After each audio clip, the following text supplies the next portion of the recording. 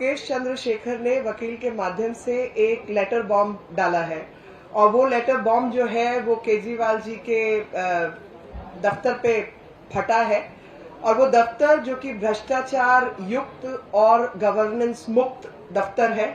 जहां पर सरकार को काम कैसे करना चाहिए और कैसे नहीं करना चाहिए वो ठीक स्पष्ट करता है कि सरकार कैसे काम कर रही है, होने वाले काम नहीं कर रही है और नहीं होने वाले काम कर रही है। इस लेटर के माध्यम से उन्होंने बताया है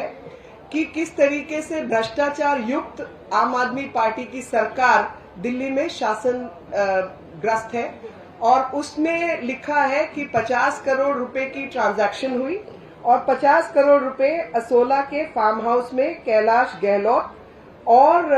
सत्येंद्र जैन दोनों ने मिलकर की और उसके बीच में जो ट्रांजैक्शन थी उसमें यही था कि हम पार्टी को किस प्रकार से मजबूत कर सकते हैं और 50 करोड़ रुपए अगर महाठग है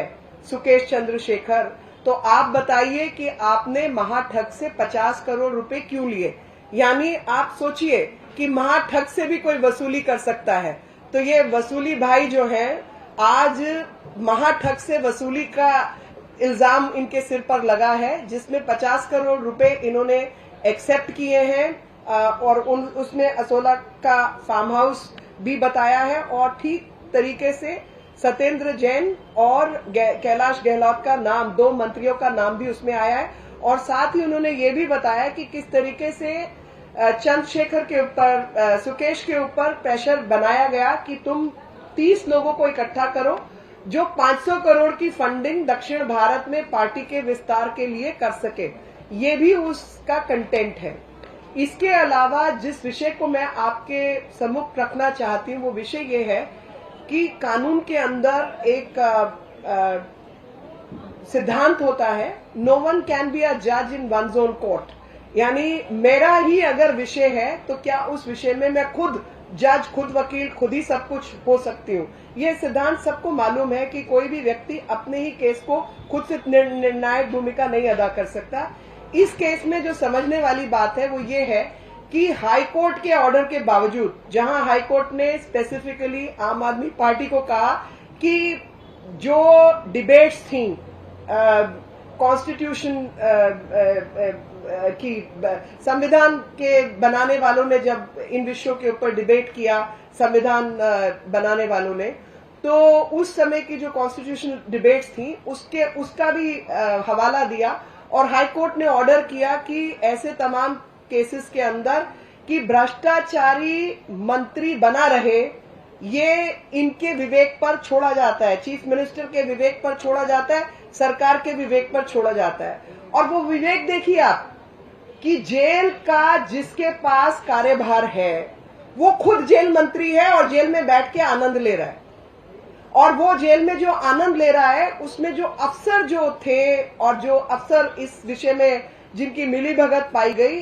उन सबको सस्पेंड किया गया, उनको ट्रांसफर किया गया, लेकिन जो जेल मंत्री है वो उसी जेल में है। तो ऐसा कैसे हो सकता है कि जब जो उस विषय का हकदार है, एक पहली बात तो इस व्यक्ति को अब इतना भ्रष्टाचार होने के बाद मंत्री बने रहने का अधिकार नहीं है, क्योंकि यही लोकतंत्र की तौहीन है, यही लोकतंत्र की अमान्यता का भाव है। और दूसरा, अगर वो बना हुआ भी है तो क्या वो व्यक्ति उसी जेल में रहेगा जिस जेल का अधिकार उसके पास है? वो जेल मंत्री है और जेल में खुद बैठा है, तो वो अपने अधिकार का गैर कानूनी तरीके से फायदा उठा रहा है। तो मेरी मांग रहेगी सरकार से भी, आम आदमी पार्टी की सरकार से, लेफ्टिनेंट गवर्नर से और साथ ही इस देश की न्यायपालिका से कि इस व्यक्ति का ट्रांसफर किसी और जेल में किया जाए। इसको दिल्ली की जेल में नहीं रखा जा सकता। ये सिक्योरिटी का थ्रेट है, ये अंदर बैठ के वसूली का धंधा चला रहे हैं। और उसमें जो दूसरी बात पाई गई उसमें यह भी बताया गया कि सत्येंद्र जैन के पास फोन उपलब्ध है जेल के अंदर और फोन में AK2 के नाम से इनका अरविंद केजरीवाल जी का फोन नंबर उसकी डायरेक्टरी में मौजूद है और उस AK2 से इन्होंने सत्येंद्र जैन के पास जो फोन है उस फोन पे बात की है। तो हम सब सुनते आए हैं, बड़ी लंबा समय मैंने कचहरी में निकाला है और ये पता चलता है कि जो गैंग माफियाज होते हैं वो किसी तरीके से फोन स्मगल करते हैं अंदर और वहां से वसूली का धंधा चलाते हैं। यहाँ तो इनके मंत्री अंदर बैठ के मुख्यमंत्री से बात करके वसूली का धंधा चला रहे हैं, तो इसके ऊपर कार्रवाई होनी चाहिए या नहीं? तो इस विषय पर कार्रवाई हो, ट्रैकिंग हो और साथ ही सत्येंद्र जैन को दिल्ली की जेल से किसी और जेल में दूर भेजा जाए ताकि न्याय की जो प्रक्रिया है वो सुनिश्चित की जा सके।